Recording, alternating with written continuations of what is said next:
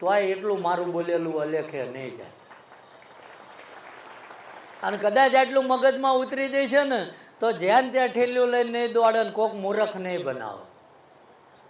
આ તો મારી જેવા બાપુને એમ કે ઘરે પગલાં પાડવાના છે, તમારી પધરામણી કરવાની છે. એટલે ના હોય કોકની પાસેથી ઉછીના વ્યાજે લાવીને અમારી ગાડીમાં ડીઝલ નખાઈ દે ને બાપુને 10,000 આપી ના સારું લાગે, 20-25,000ની પેરામણી કરે, છોકરાને 6 મહિનાના રોટલા ટાળે. આ ચમ બોલાય છે કે દુનિયામાં ગમે એના અવસર પ્રસંગમાં જીવો છું, ગમે એ હારા નડતા પ્રસંગમાં હાજરી આપીએ છીએ. કોઈ એવું કહી દે કે બાપુના પગમાં અમે 200-500 રૂપિયા મૂક્યા ને બાપુ નહીં તો બાપુના માણસોએ એ કવર કે એ રોકડ રકમ ઉપાડી તેથી આ માથું ઉતારીને ભોળાનાથના પગમાં નાખી દઉં. કોઈના 1 રૂપિયો ના આડું ભાઈ. કે લોકોનું જો સારું કરવું છે ને તો પરમાત્માએ આ મંદિરનું ડીઝલ નહીં કોઈ દાડો હું મારા પગારમાંથી ગાડીમાં નાખીને જઉં છું ભાઈ. આજે આ 9 વર્ષથી આવું છું ને તો કોઈને બોલવાની તેવડ નથી મને. કે ગામમાંથી તે ગામને તો એમને કુટુંબે બધાએ કીધું કે ભાઈ તમને રોજ આ ના પોહાય, પણ હું એક જ ઉદાહરણ આપ્યું કે કાલે આ શરીરને પેરાલિસિસ થયો હોત અને હું પથારીમાં પડ્યો હોત તો શું હિસાબ કરે? કાલ મારું શરીર અપંગ થઈ ગયું હોત ને હું દવાખાને પડ્યો હોત તો શું હિસાબ કરે?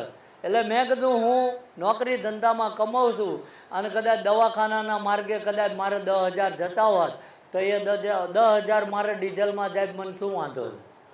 પણ મારે આ જગ્યાનો આઠાનો નથી જોતો. થાય છે બધાથી કરી શકાય હે?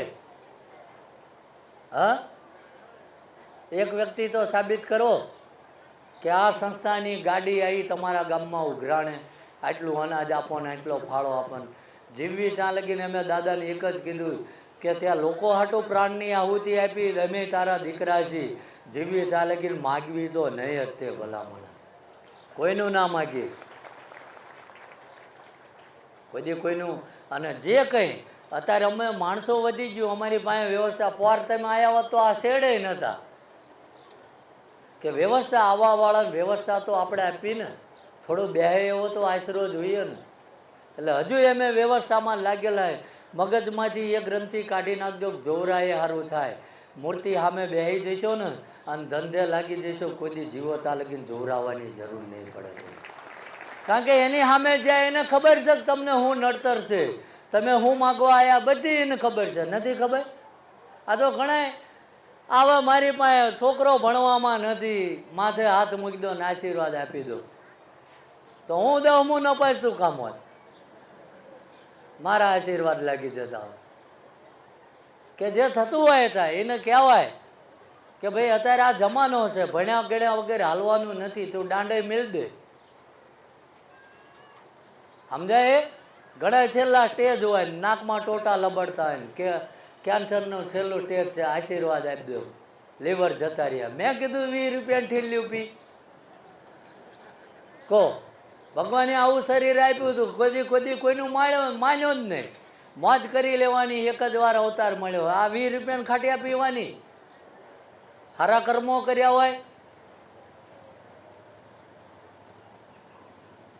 એટલે પરમાત્મા એની મદદ કરે છે જેને સારી દિશામાં જવું છે એને. અને કોઈ ભગવાન એવો દાવો નથી કરતો હું રાતે તમારા ઘરે પૈસાના દરડા કરી દે.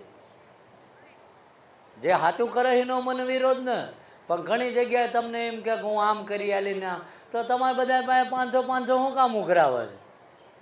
મૂર્ખ છો તમે. ખોટું બોલું છું? હા, સાચી જગ્યા હોય જવું, હું એવું નથી કહેતો અહીંયા જ આવો.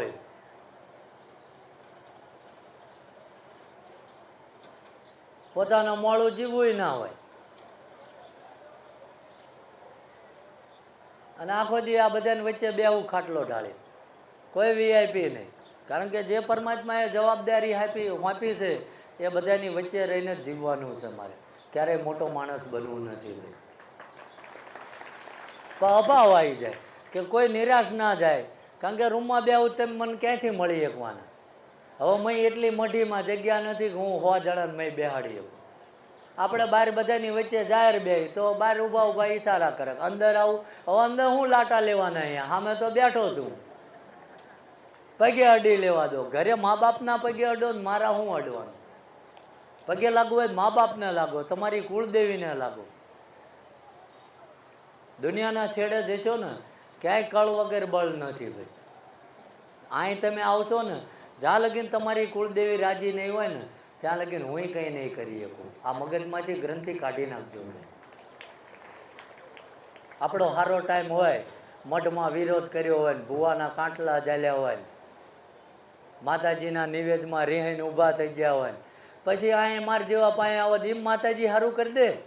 જ્યાં ક્ષમા માગવાની ત્યાં પહેલાં માઇક મંદિરમાં જઈને કે મેં જાણતા અજાણતા સારા ટાઈમમાં મારેથી કંઈક અપરાધ થઈ ગયો હોય તો હવે અમારું અહીંથી બચાવ કરે.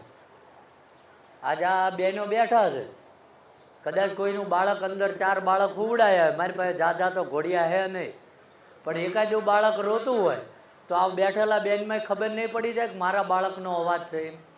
પડક ના પડે તો એ મારું પ્રવચન સાંભળશે કે પેલા બાળકને લેવા જશે? બોલો તો ખરા. તો એમ તમે રોતા આવશો, તમારી કુળદેવી પેલા તમને લેવા આવશે કે હું કામ કરવા દોડી? આ તો ઘણી જગ્યાએ જોરાવા જાઓ ને તમને એમ કે તમારા માતાજી આ છે જ નહીં, અત્યારે લગી ખોટા નિવેદ કર્યા. તો જ્યાં ચા તમારા હાથે સાચા માતાજી આ છે, આમ છે, તેમ છે. મઠમાં માતાજી જ નથી, કોક કે મેલું બેહાડી ગયું તો માતાજી ત્યાં ગયા. અને એટલી એ ભયંકર વિકરાળ હતી ને કોક ચાલુ ચિલ્લો ના મય ઘુસાડી ગયો તેવો જ નથી, ઉમરામ પાડ દે એને. જો આપણું ભજન સાચું હોય, આ રહ્યું છે તાળું ને જીન જે વિદ્યા કરી હોય એ આવે, સકડી ખાઈ ના નાખી દે તો હું ગામમાં જ નીકળી જાઉં અહીંથી. એમ થઈ જાય. માણા કરતા દેવ કરતા માણા મોટો હે? કશું થાય નહીં. આ તો મનમાં વ્યામ લઈને ફરક. અમને અમારી ઉપર કોઈ કે નાખેલું છે 100%. એટલે પણ એવો મજબૂત ધર્મ પકડી લે કોઈના બાપની તેવડને આ ઊભો જીન જે નાખવું હોય એ નાખે મારી ઉપર છે, કશું ના આવે. કારણ કે આ મને તો આ 900 વર્ષ વળ્યો ને એની ઉપર ભરોસો છે ને એને જે સોમનાથના શિખરે બેઠો ને એની ઉપર ભરોસો, ત્યાં આગળ બધું પૂરું થઈ જાય ભાઈ. કશું થાય નહીં. ભોળાનાથથી મોટું કોણ છે? હવે ભોળા આપણે કોઈક સારા માણસને ઓળખતા હોય ને કોઈક રંજાડતું હોય ફોન કરે કે ભાઈ આને હેરાન ના કરતા મારો માણસ, કોઈ આપણા ઉમરે આવે હે? એમ અરજી આવી મૂકી દો ને, ભોળાનાથ પાસે પહોંચી જાય તરત. ગમે એવું હોય કહી દે કે આ મારો માણસ હેરાન ના કરતા. એ માગતા આવડતું ને આપણને. આ તો શોખ છે નાળિયેર ને મરચા ને ઘરે ટીંગાનો. હવે નાળિયેર વેચવા વાળો સુખી ના હોય, રોજ ઘરે 5 તોરણ બાંધી દે. હું કામ અંધશ્રદ્ધામાં જાઉં? હું કોઈ વસ્તુનો વિરોધ નથી કરતો, પણ મારો ધર્મ નથી માગતો આ બધું. એ તો તમારા હૃદયનો ભાવ માગે. એ કોઈ ને ક્યાં તો 2-3 રૂપિયાના કિલો પેંડા લઈને આવો. ઘરે છોકરા નાસ્તા હાટું કુસ્તી કરતા હોય ને તમે 2 કિલો પેંડા લઈને આવો. એમને ખવડાવો ને શાંતિથી. મા બાપ ખૂણામાં પડ્યા હોય ને અહીં મુદ્દે તું ભરતા હોય. એને સાચો, તમારા ભગવાન એ છે, એને સાચો. તો કોઈ અહીંયા ધક્કો નહીં ખાવો પડે. આ તો અહીંયા ઘોર્યું કરે. મન તમને રોકવાનો નહીં. તમને કંઈ ખબર ના પડે આમાં. એમને ખબર ના પડતી હોત તો તારો જન્મ ના હોય. સમજાય ને? એમ થોડામાં જાજુ કહી દઉં છું. એટલે સમયનો અભાવ છે. જેને રોકાવું હોય એને હજુ છૂટી છે. આ જગ્યામાં આવ્યા તો જ્યાં કઈ જગ્યા મળે મૂર્તિ સામે જવું એવું જરૂરી નથી. અને હજુ ખુલ્લું જ છે, મંદિર ખુલશે, ધક્કામુક્કી નહીં કરવાની. આ સાનિધ્ય, આ ભૂમિકા એટલી પવિત્ર છે કે દાદાએ બાળપણથી લઈને ચારણ ગઢવી માલધારીની દીકરીની લાજ રાખવા હાટું અહીં પોતાનું લોહી રેડ દીધું છે. અને તમે એ જગ્યામાં બેઠા છો. આ તો ઘણા એમ કહે ને કે તમારા કુળદેવીની મરજી નથી, તમારી કુળદેવી આમ નથી.